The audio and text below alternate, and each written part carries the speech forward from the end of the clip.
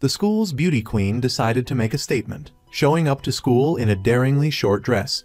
Little did she know, the class president's radar was locked on. His eyes widened, jaw dropped, and he gawked like a fish out of water, practically drooling. Flustered, the beauty queen signaled him to cut it out, but the class president remained dazed, his eyes shining like headlights. She quickly tugged her dress down, her face as red as a tomato. Suddenly, PFFT, the guy in front let one rip, a noxious bomb that filled the classroom. What a jerk! Turns out he was a pervert in disguise. Despite being chewed out by the entire class, he just smirked, unfazed. The stench had everyone pinching their noses and rushing to the windows for fresh air. Looking down at the schoolyard, they were stunned. The army had arrived in force, with tanks and weaponry. It looked like a scene from an apocalyptic movie. As the students watched in confusion, the commanding officer cast a stern gaze their way. The army had been ordered to take over the entire school. It turned out that a year ago, hundreds of mysterious spheres had suddenly appeared in the sky over South Korea. Everyone assumed it was an alien invasion. The terrifying phenomenon seemed to herald the end of the world. The South Korean government decided to act preemptively, using weapons to attack the spheres. However, instead of destroying them, the attack only caused them to multiply rapidly. Soon, the spheres had spread across the globe. Since then, humanity had refrained from rash actions, and the spheres hadn't shown any hostile behavior. In this tense environment, humans and spheres had coexisted peacefully for a year. However, an unexpected incident shattered this peace. 2 weeks ago, a sphere in the South Korean sky unexpectedly fell to Earth. The military quickly arrived and secured the area to investigate the situation inside the sphere. The commander ordered it to be shot with machine guns. Despite emptying multiple magazines, the sphere remained undamaged. Next, they used grenade launchers. The tremendous force sent dust and debris flying. When the smoke from the explosion cleared, everyone saw a strange purple light flickering inside the sphere, accompanied by terrifying roars. It seemed that some kind of creature had been awakened. Following this incident, the Minister of National Defense immediately issued a nationwide mobilization order, declaring a state of emergency. All citizens over 24 and all 12th grade students were to be conscripted. From the military's perspective, it was simple. Participate in military service and receive bonus points on the college entrance exam. All graduating students would be scrambling for this opportunity. As soon as the announcement ended, the classroom erupted into chaos. No one could believe the news. Are we really going to war? How long will the training be? Which country are we fighting?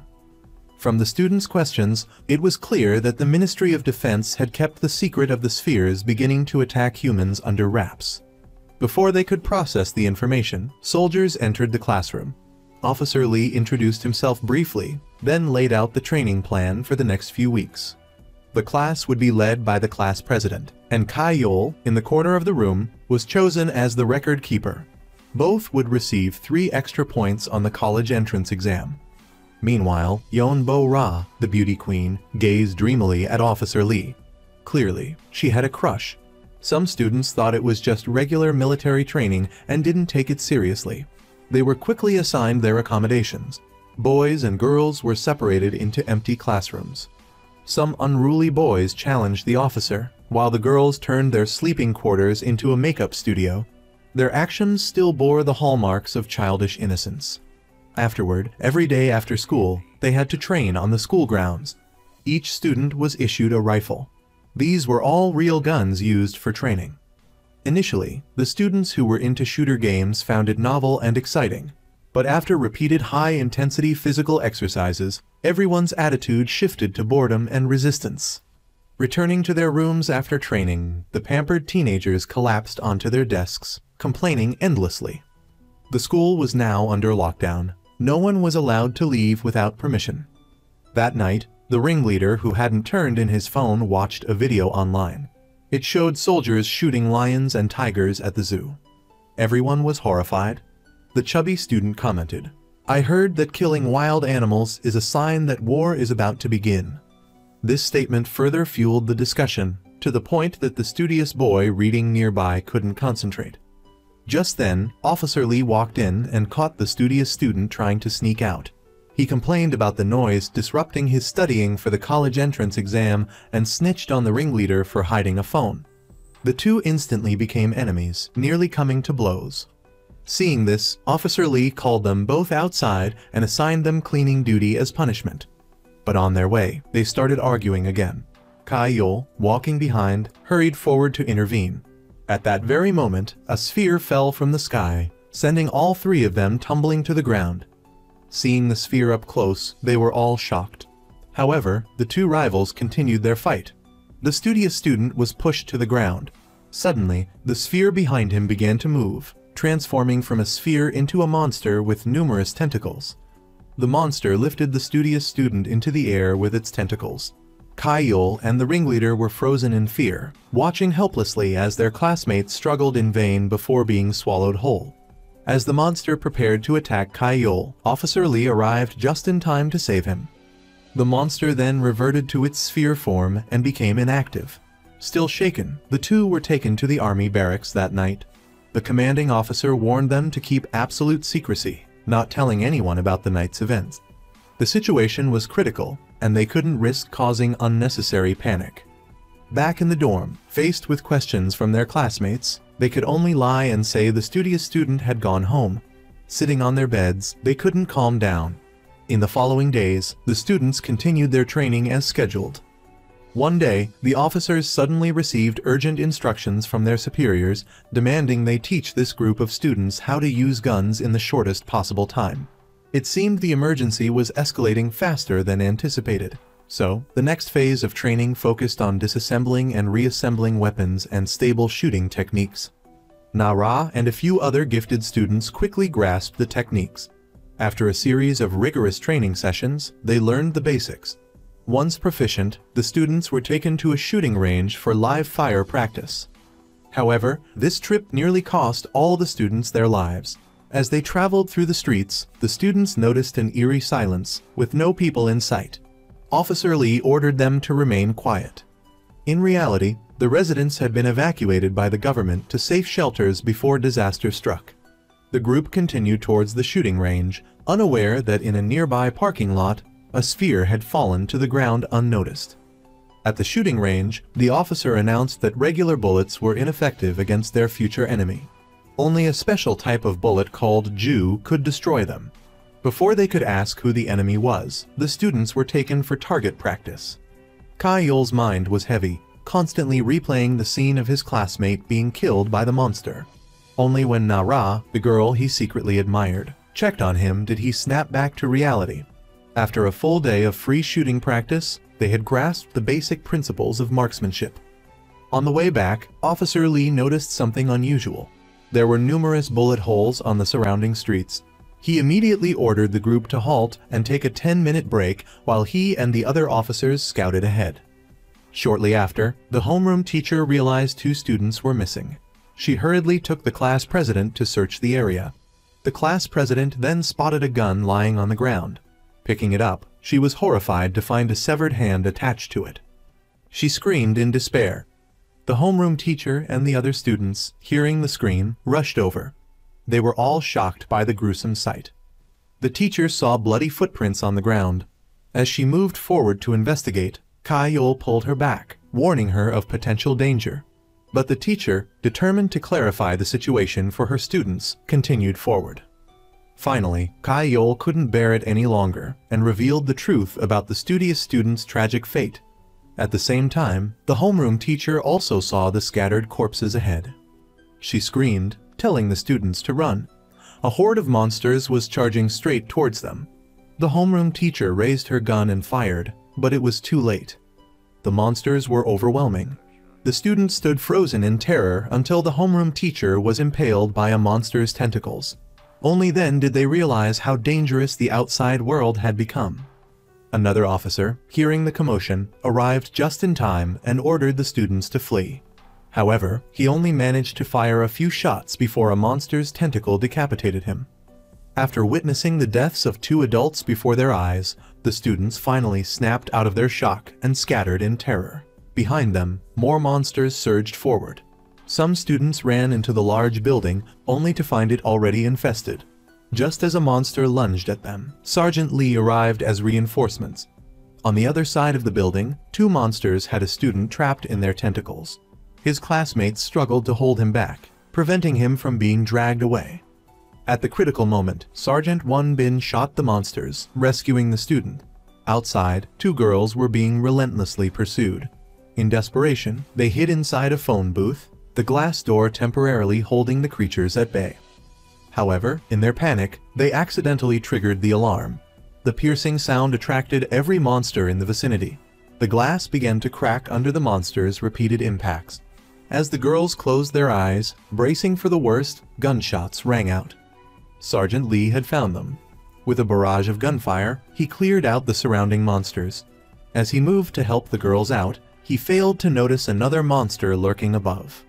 Just as it pounced, Na-Ra ran forward and shot it down. Their arduous training had finally paid off. There was no time to rest. Their urgent task was to find the other scattered students. Elsewhere, a group of students fleeing to the parking lot were attacked. A monster tripped a boy with its tentacles and lunged at his face. He grabbed the tentacle and yelled for his classmates to shoot, but they were paralyzed with fear, forgetting how to use their guns. Yon Bo-Ra calmly stepped forward and fired a single, precise shot, eliminating the immediate threat. Meanwhile, the two missing students had wandered off on their own and snuck into a supermarket, completely oblivious to the chaos outside. When a monster appeared before them, they were foolish enough to try and touch it.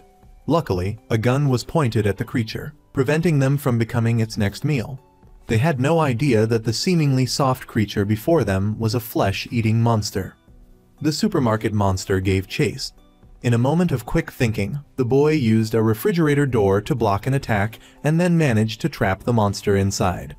The once aggressive creature grew quiet, eventually becoming lifeless. Not long after, the surviving students regrouped. Their first encounter with the monsters had cost them the lives of some of their classmates. The day's events had left everyone traumatized. Sergeant Lee then revealed the truth about their training. If the entire army were to fall, they would be the last line of defense for their homeland. Just then, a strange noise came from behind them. The sergeant signaled the students to stay alert while he investigated. He ordered them to hold their fire unless it was a monster. As he cautiously approached, he realized it was a person and shouted, "Don't shoot! Cease fire!" But a shot rang out. One of the girls, overcome with fear, had pulled the trigger. It was one of the two students who had wandered off. Thankfully, the shot missed. Their return to school was a stark contrast to its previous vibrancy. Other students looked at them with strange expressions, unaware of what they had endured. Back in their classroom, everyone filled out forms requesting to be removed from the mission. They were just teenagers preparing for college entrance exams, unwilling to risk their lives. The entire class agreed, except for one bespectacled boy who protested. He couldn't bear to give up the extra credit for his college application. Consumed by fear of losing that opportunity, he pleaded with his classmates to stay. The class bully kicked him. Another student, desperate to go home, knelt and begged. Finally, the bespectacled boy relented. The class president approached Sergeant Lee with their collective request. They wanted to go home. However, the sergeant's response was firm. "Even if you go home, you won't find your parents. The government has evacuated everyone to shelters. You are now classified as soldiers and must remain here for training." Hearing the news, everyone nearly collapsed. However, they absolutely refused to believe their parents had moved away. This had to be a ploy to force them to stay. Unable to act openly, they resorted to a clandestine plan. Some male students decided to take advantage of the night and sneak out. Not even 2 minutes later, they were caught and brought back. The entire class was subjected to corporal punishment. However, this didn't deter them from their plans to escape. The next day, they began spreading fear among the other classes, recounting their horrific experiences outside and inciting others to rebel. Soon, the school's checkpoints were on the verge of being overrun. However, just then, a sphere suddenly fell from the sky and crashed onto the school grounds. The powerful impact sent the crowd tumbling. Looking towards the center of the smoke cloud, they saw the sphere pulsating like a heart. Sensing something was amiss, a teacher armed with a gun approached. When he was just over 10 meters away, Teacher Lee heard the roar of some creature from up ahead. He yelled for the students to run, but it was too late. In moments, a horde of monsters poured out of the sphere, lunging towards the crowd. Their numbers were overwhelming, too many for bullets to stop.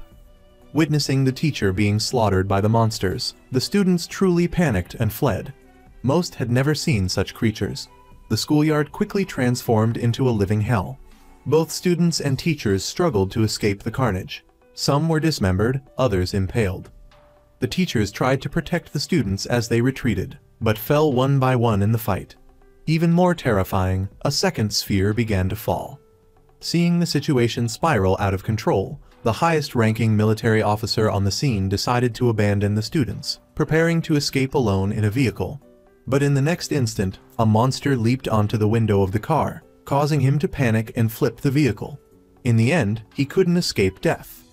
The scene grew increasingly chaotic. The ringleader, usually fearless, was now paralyzed by the sight before him. While the students scattered in terror, one female student named Nara displayed a different demeanor. She picked up a dropped school rifle and accurately shot down several monsters. Teacher Lee was still striving to protect the retreating students. But now, even more spheres were continuously falling. Fortunately, most of the students successfully escaped into the academic building. They hastily barricaded the main entrance with desks and chairs. The outside was now completely overrun by monsters. It was only a matter of time before they attacked. Organized by the teachers, they rushed back to the dormitory and grabbed any available weapons.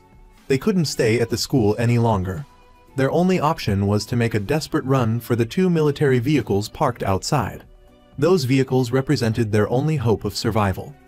Teacher Lee and Teacher Won Bin quickly rushed out, providing suppressing fire. Following their signal, the students swiftly acted, dividing into two groups and climbing onto the trucks in an orderly fashion. Now, they were the only survivors left at the school. Hearing the commotion, the monsters immediately swarmed. One female student panicked and froze, staring blankly at a downed aircraft in the sky. By now, it was almost too late. Teacher Lee placed the girl's hand into the hand of a student on the truck and hurried to start the engine. However, just as she was about to climb aboard, she slipped and fell, twisting her ankle. Unaware, Teacher Lee started the truck. The students on the truck desperately reached out to grab her, but in the next moment, a monster pounced on the girl. Seeing this, Teacher Lee tried to get out of the truck to save her, but Teacher Won Bin ran over and stopped him. "If we don't leave now, all the students will die here." Teacher Lee had no other choice. He could only helplessly watch as the student was devoured by the monster.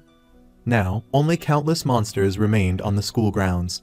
There were no signs of any survivors. However, the school wasn't the only place ravaged by the monsters. South Korea's capital, Seoul, was also under attack by the spheres.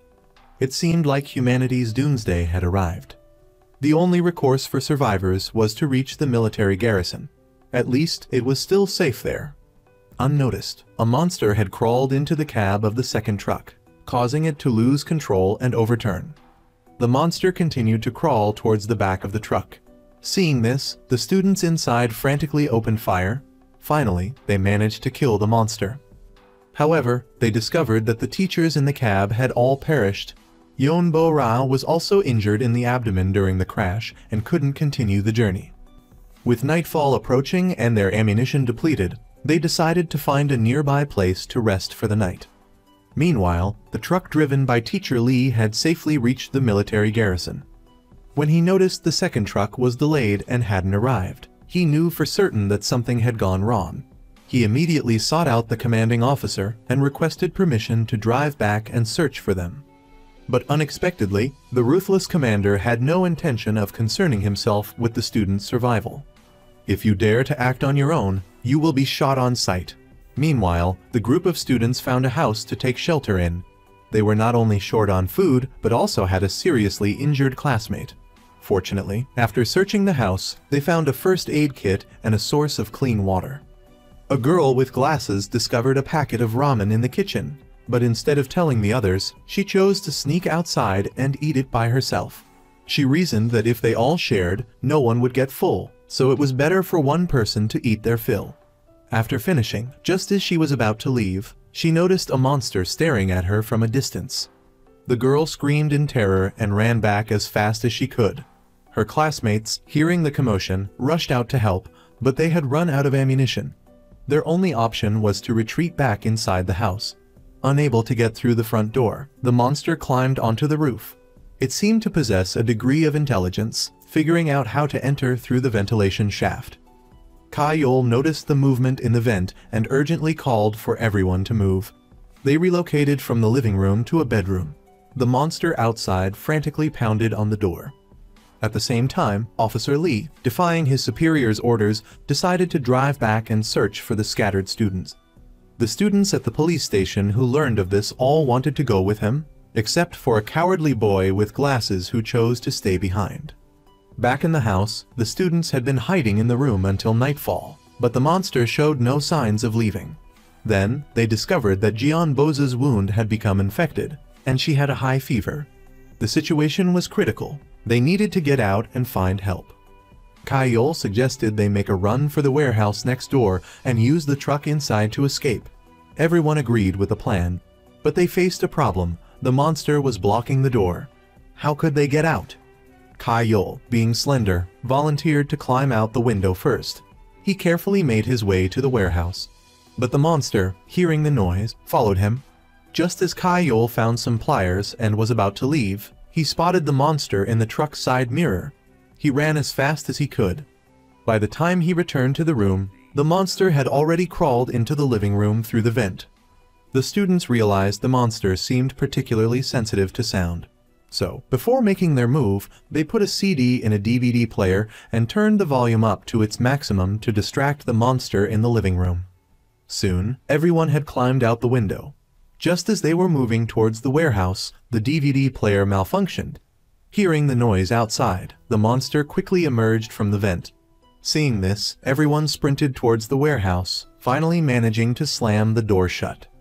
But just as Hai-Li was about to drive away, he realized it was a manual transmission vehicle, and he didn't know how to drive one. A girl next to him said she could drive, but Hai didn't believe her. During the struggle, the keys flew into a corner, too far for even Kai-Yol to reach. At the same time, the students discovered the monster was trying to break in through the roof. In this desperate situation, a boy suggested abandoning the injured Jeonbo. At least the others could escape. Everyone fell silent at the suggestion, no one willing to abandon their classmate. Then, the boy made a less cruel suggestion, have one person lure the monster away while the others escaped. This proposal was agreed upon. They decided to draw straws. Whoever drew the shortest straw would be the decoy. Everyone held out their straws except for Hai-Li, who hadn't revealed his.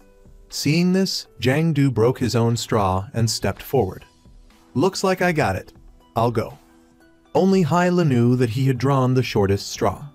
After Jang Du went outside, he banged on a metal drum, creating a loud noise that quickly drew the monster away. The others seized the opportunity to retrieve the keys and drive away. Jang Du watched the truck successfully drive off and breathed a sigh of relief. But the monster quickly gave chase. Soon, he was cornered. Just as he was about to accept his fate, Hai-Li appeared. He hadn't abandoned Jang. He remembered the monster's vulnerability to low temperatures and used liquid nitrogen to freeze the monster. As the two prepared to leave, another monster charged towards them. Fortunately, Officer Lee arrived just in time to rescue them both. Na-Du accurately shot down the monster. After all the hardship, they were finally safe. Everyone reunited and returned to the base. Their relationships had become stronger. Even the hot-headed leader had toned down his temper. The superiors learned of Officer Lee's insubordination but didn't punish him since he had brought the students back safely and provided an explanation to the parents and higher-ups. Over the next few days, the students only participated in some simple exercises. Just when everyone thought life would continue peacefully, devastating news reached the military. The military received intelligence that, in addition to bullets, the United Nations was developing a type of extremely low-temperature bomb that could eliminate the monsters, but mass production wasn't yet possible. Meanwhile, the military had suffered heavy losses in the fight against the monsters. A general suggested waiting until winter to eradicate the monsters. Hearing this, the commander angrily retorted, "By then, everyone will be dead." He ordered the students to be sent directly to the front lines. After all, what was the point of training these reserve student soldiers if not for this? After confirming the plan, the commander brought Officer Lee before the students and announced the upcoming operation. In 2 days, they would be heading to the battlefield.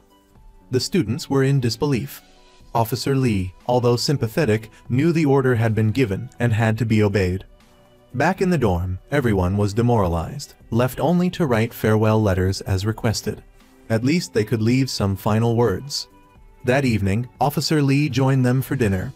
These were the students he had personally trained. He didn't know what tomorrow would bring. Once they were out there, how many would return alive? The students were divided into 2 small teams. Each team leader was given a monster detection device. They arrived in the city center, a desolate wasteland devoid of any signs of human activity. They advanced along the streets.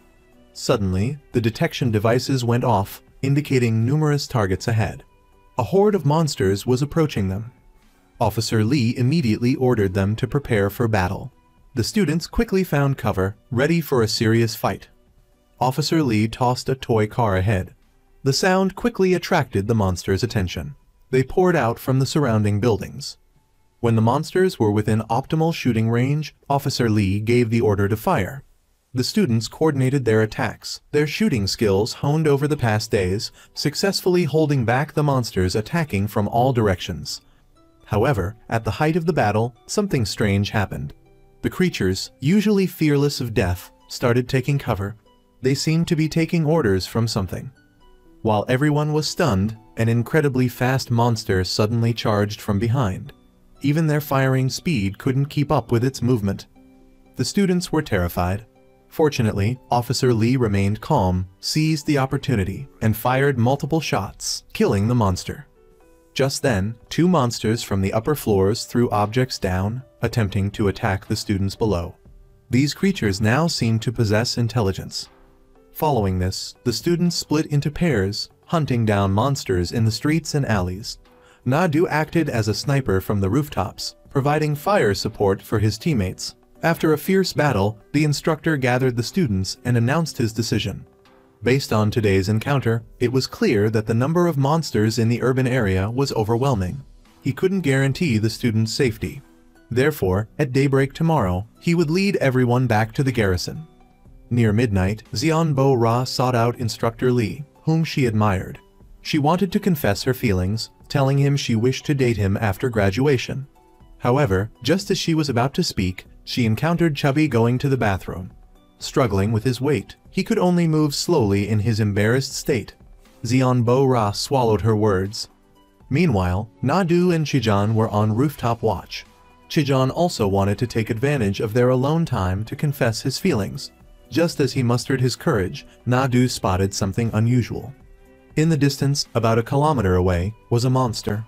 This distance was beyond the detection range of their monster detecting equipment. At the same time, the orb in the sky emitted a strange light, seemingly sending a signal of some sort. They immediately reported this to Instructor Lee. According to Nadu's observation, the monster and the orb consistently lingered in that location. Instructor Lee immediately understood. That was the site of the government's newly constructed shelter. Surely, the monster on the ground was guiding the orb in the sky. That would be their next target. However, Instructor Lee declared that the retreat would proceed as planned the next day. This situation was beyond their ability to handle. The students understood that Instructor Lee was concerned for their safety, but this time they wouldn't run. They believed their parents were likely in that shelter. They wanted to stay, eliminate the monsters, and protect their families. Seeing the students' resolve, Instructor Lee was moved. After a night of discussion, they decided to execute a plan at dawn, a traditional monster hunt, encircling and eliminating the creatures. Lacking time, they decided to use the school as a detonation point, attracting all the monsters and destroying them at once. The students then began working separately. One group was responsible for gathering as many leftover military explosives as possible. They tied the bombs and spare ammunition together at 10-meter intervals, placing them throughout the school building. Another group was responsible for finding equipment that could emit loud noises. Some went to the rooftop to observe the monsters' movements. When the bomb placement was halfway done, The students on the rooftop noticed the monsters beginning to move toward the shelter. Instructor Lee could only order the operation to commence early. On his command, the students turned on the school's public address system. Students downstairs activated car alarms. In an instant, noise reverberated throughout the urban area. Hearing the commotion, monsters began converging on the school in large numbers. But the bombs weren't fully planted yet. Instructor Lee took over the task from the students. He exchanged a look with Instructor G. Black, telling him to lead the students to the predetermined rendezvous point. He would stay behind and finish planting the explosives. But the students refused. They couldn't bear to abandon Instructor Lee, who was like family to them. Faced with Instructor Lee's furious shouts, they reluctantly agreed to trust him. Quickly, more and more monsters swarmed towards the school. A gigantic monster even appeared. It was directing the horde's movements. Soon, all the students reached the rendezvous point. Watching the monsters flood the schoolyard, they worried about Instructor Lee. By now, the monsters had entered the building. Instructor Lee had also finished planting the bombs. Just as he was about to leave, he discovered monsters pouring up the stairs. He immediately ran towards the other staircase. However, that route was also blocked by monsters. Some were even falling from the upper floors. With no escape route, Instructor Lee could only return to the original stairwell. Outside, the giant monster continued signaling, directing its kind into the building. Trapped and out of ammunition, Instructor Lee had no choice but to take temporary refuge in a classroom. He went to the window and looked down. Jumping from there was clearly not feasible. Meanwhile, with Instructor Lee still missing, everyone was incredibly worried. Then, the walkie-talkie crackled to life. It was Instructor Lee. He ordered them to detonate the bombs. He said he had escaped, but Jian Bo-ra saw through his lie. Instructor Lee didn't hide it anymore. He admitted he couldn't get out. If they didn't detonate the bombs now, all their efforts would be wasted. The students asked, "Didn't you promise us? Didn't you say you'd protect us until the very end? Why aren't you keeping your promise?" He replied, "Involving you all in this fight was my greatest failure as an adult. Don't hesitate. This is your captain's final order: detonate the bombs immediately." After a period of inner turmoil, however reluctant they were, they pressed the detonation button. After Instructor Lee perished with the monsters, the injured Instructor G. Black was taken back to the military. The students continued their mission to eliminate the monsters. After over a month of fighting, they had all learned the skills necessary for survival in the apocalypse. By day, they ventured out to eliminate monsters and gather essential supplies. By night, they returned to their camp and distributed the resources. Life repeated itself in this manner day after day. They gradually grew accustomed to this rhythm.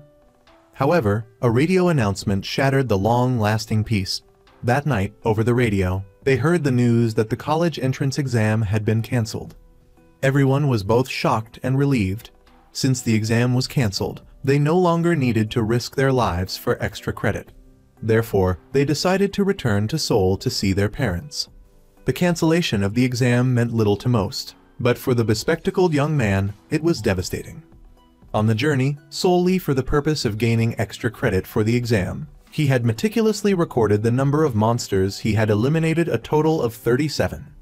Now, the sudden announcement of the cancellation left him, someone who desperately wanted to attend university, mentally unstable. On the way back to Seoul, the bespectacled young man was not in his right mind. He found an old newspaper that stated the college entrance exam would proceed as planned. Overjoyed, he immediately sought out his idol, Jian Bo-ra, to share the news. However, Jian Bo-ra recognized that it was an outdated newspaper from years past. Out of kindness, she offered him a few words of comfort. But the bespectacled young man wouldn't listen. He thought Jian Bo-ra was mocking him. During the argument, he shoved Jian Bo-ra, causing her to hit her head on a table and lose consciousness. The bespectacled young man panicked and considered calling for help. But as he looked at Jian Bo-ra lying on the ground, he suddenly remembered how she had humiliated him in the past. His demeanor instantly changed. "You think you're so great? What gives you the right to look down on me? Why don't you believe me?" Looking at the beautiful girl before him, sinister thoughts began to brew. At that moment, the group's leader, who happened to be on patrol, witnessed the scene. Seeing Xianbo Ra being assaulted, he immediately rushed forward, kicking the bespectacled young man away, then turned to check on the unconscious Xianbo Ra. The bespectacled young man knew his crime had been exposed. While the leader was distracted, he picked up a rock and attacked him from behind. Hearing the gunshots, everyone rushed over. They found Xianbo Ra lying on the ground beside a pool of blood. Later, they spotted the bespectacled young man, soaking wet, returning from the seashore. When questioned about what happened, he lied, claiming they had been attacked by monsters. He said the monsters had knocked Xianbo Ra unconscious and dragged the leader out to sea. His teammates, upon hearing this, used their detection equipment. Coincidentally, multiple targets did indeed appear in the vicinity. A large number of monsters were converging on their location. Unable to grieve, they hurriedly carried Xianbo Ra to safety. Along the way, Xianbo Ra regained consciousness. Due to her head injury, she couldn't remember what had transpired, but she had a vague suspicion about the bespectacled young man. They quickly took refuge in an abandoned school. Not having witnessed the leader's death firsthand, his teammates were reluctant to give up on him. They decided to search the seashore the following morning. Hearing their plan, the bespectacled young man panicked. If they discovered the bullet wound on the leader's body, his deception would be exposed. Consumed by this thought, he went outside and stood alone in the pouring rain, talking to himself. In his delirium, he even saw the leader's ghost coming to claim his life. By now, his mental state had completely deteriorated. For the bespectacled young man, the college entrance exam was everything. Others could afford to wait a year to retake it, but he couldn't. His family had little money and couldn't support another year of tuition. Just as he was about to return to the classroom, he saw Xianbo Ra talking to the others. He was convinced she was accusing him of murder. In reality, the team inside was discussing future plans, dreaming of life after the monsters were eradicated. At this point, they remembered the bespectacled young man was still outside. Just as Jiang was about to go look for him, the young man suddenly raised his gun. "I'm sorry, but I have to get into college." In the next moment, he snapped, firing indiscriminately. Jiang Du was stunned. "It was you." The bespectacled young man, having lost all reason, massacred nearly all of his teammates. Chijan screamed, "Please, come to your senses." "I don't want to do this," the bespectacled young man yelled. "I want to be like you. I want to have dreams to live for, but I have no way out. This damned war ruined my life, ruined everything." Just as he was about to finish off Kai Yol, a short-haired girl standing behind him pulled the trigger. One shot ended it all. In the end, out of a team of 20, only 4 survived. They had escaped the relentless pursuit of monsters, only to fall at the hands of their own classmate. The irony was, less than 2 months after this incident, humanity developed a new weapon. Within just 2 weeks, they eradicated 99% of the monsters on Earth. But when Kai Yol sat in the college entrance exam room, she no longer saw the teammates who had fought alongside her. After a moment of reflection, Kai Yol put down her pen, leaving the paper blank, and walked out of the examination hall.